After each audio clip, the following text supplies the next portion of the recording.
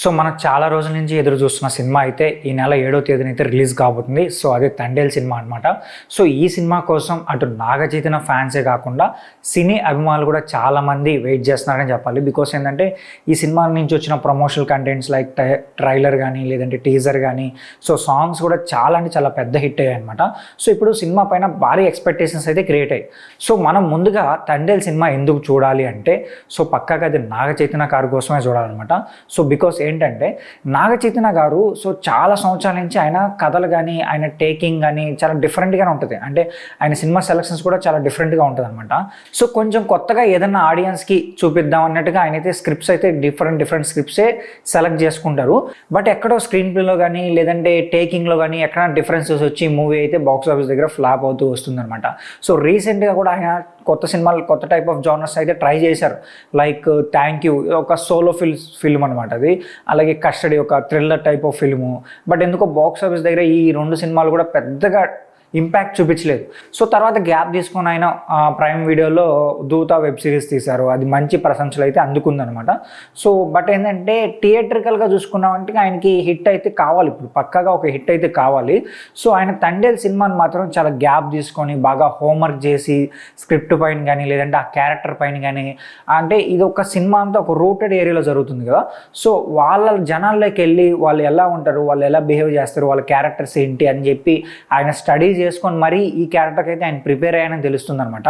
So ఇంత hard work చేసి ఈ సినిమాని అయితే ఆయన మన ముందుకు తీసుకువచ్చారు కాబట్టి పక్కాగా మనం నాగచైతన్య గారి కోసం అయితే చూడాలి. సో ఇప్పుడు మళ్ళీ నాగచైతన్య గారు సాయి పల్లవి గారి కాంబినేషన్లో ఒక మూవీ అంటే మాత్రం పక్కాగా ఫ్యాన్స్కి ఆటోమేటిక్గానే ఎక్స్పెక్టేషన్స్ అయితే ఉంటాయి.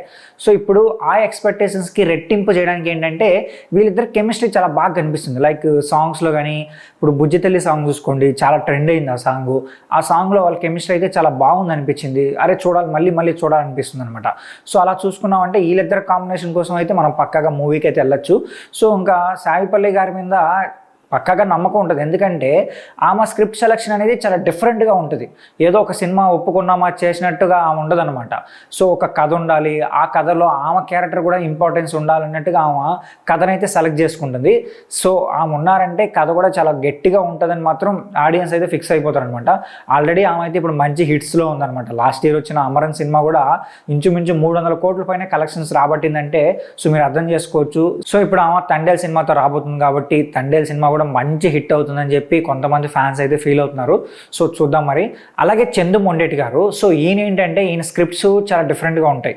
ఇప్పుడు లైక్ మనం కార్తికేయ సినిమా చూసుకున్న కార్తికేయ 2 కావచ్చు. అలాగే నాగచైతన్య గారితో ఇది 3వ సినిమా అనమాట ఆయనకి.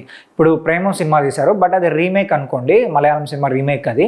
తర్వాత సవ్యచాచి సినిమా తీశారు. సో ఆ సినిమా కూడా చాలా డిఫరెంట్గా ఉంటుంది, బట్ బాక్స్ ఆఫీస్ దగ్గర అంతగా ఇంపాక్ట్ అయితే చూపించలేదు. బట్ వీళ్ళిద్దరు కాంబినేషన్లో వచ్చిన ప్రేమం సినిమా అయితే బాగా హిట్ అయింది అనమాట. సో ఇప్పుడు మళ్ళీ 3వసారి అయితే వీళ్ళిద్దరు కాంబినేషన్లో మూవీ అయితే రాబోతుంది కాబట్టి తండేల్ సినిమా. సో ఈ కాంబినేషన్ పైన కూడా మంచి ఎక్స్పెక్టేషన్స్ అయితే ఉన్నాయి.